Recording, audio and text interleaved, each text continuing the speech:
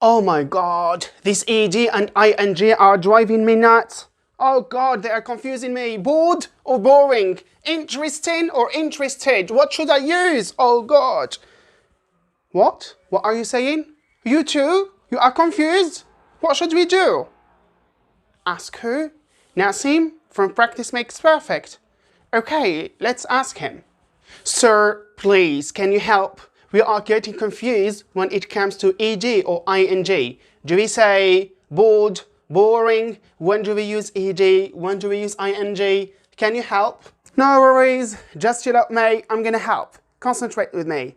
So, if I say, this movie is exciting, so what makes me excited? Is it something from inside or something from the outside?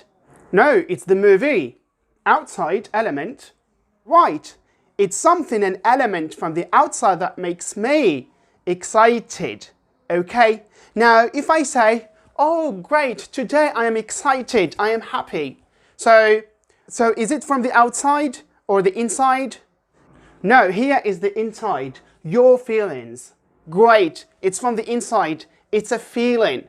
So we use ed when we refer to our feelings that come from the inside.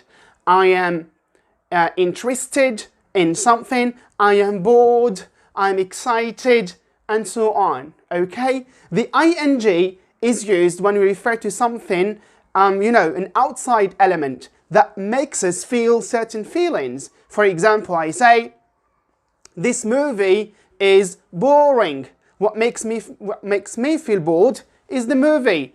Outside element. Another example, I say, this city is exciting, not excited. So this city makes me feel excited. It's clear? Oh, thank you so much. It's crystal clear now. So we say, for example, I am interested in taking new lessons.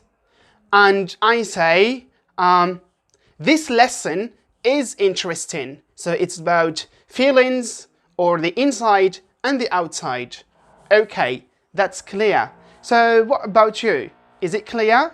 So if this video is helpful, please share it. Help Nassim, help Practice Makes Perfect, and share this video with your friends. Don't forget to join him on his social media platform, Instagram, YouTube, and even Facebook. Thanks a lot for watching, and see you very soon with me and him.